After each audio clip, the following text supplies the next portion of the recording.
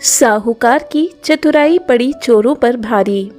एक समय की बात है, एक नगर में गर्मी के मौसम में भीषण गर्मी ने तांडव करना शुरू कर दिया था। चारों तरफ भीषण गर्मी पड़ रही थी। हर तरफ सूखा था।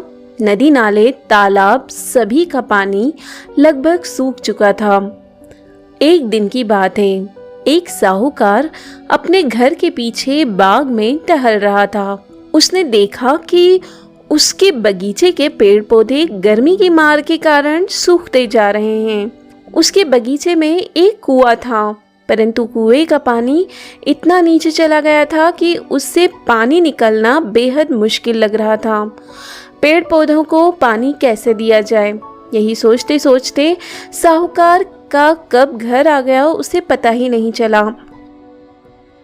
एक रात साहूकार खाना खाकर सोने ही जा रहा था कि उसे अपने घर के पीछे कुछ हलचल महसूस हुई।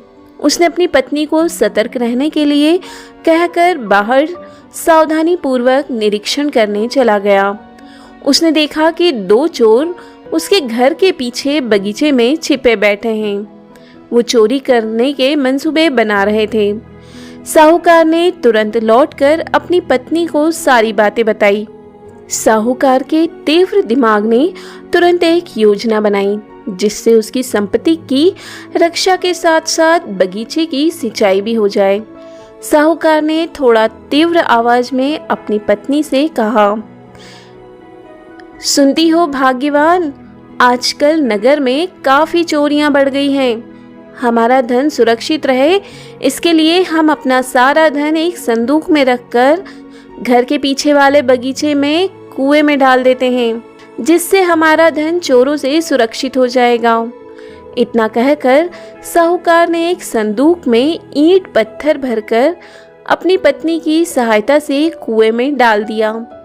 चोर यह देखकर काफी खुश हो गया। वे अति प्रसन्न हो रहे थे कि आज उन्हें काफी सारा धन संपत्ति हाथ लगेगा। साहूकार और उसकी पत्नी काफी खुश होकर अपने घर के अंदर यह कहते हुए चले गए कि अब हम चैन से सो पाएंगे, हमारा धन सुरक्षित हो गया है। आधी रात होने पर दोनों चोर ने अपनी योजना के अनुसार बाल्टी से पानी भर भर कर पानी कुएं से बाहर निकालने लगे। रात काफी गुजरती जा रही थी, परंतु संदूक का कहीं पता नहीं चल पा रहा था। रात भर पानी निकालने की वजह से कुएं से उसके बगीचे की ओर पानी की क्यारियां बन गई थी। इन्हीं क्यारियों से पानी भरकर पूरे बगीचे की सिंचाई हो गई। धन पाने के लालच में पानी निकालते निकालते सुबह होने को आई थी। तब जाकर कुएं में संदूक दिखाई पड़ा। चोरों का खुशी का ठिकाना नहीं रहा। वह तुरंत लोहे से बनी झग्गर कांटा को कुएं में डालकर संदूक को फंसाया और उसे बाहर खींच लिया। चोरों ने जैसे ही संदूक खोला, वे हक्का बक्का रह गए। उस संदूक में केवल ईंट पत्थर थे। यह देखकर दोनों चोर ने अपना सिर पकड़ लिया।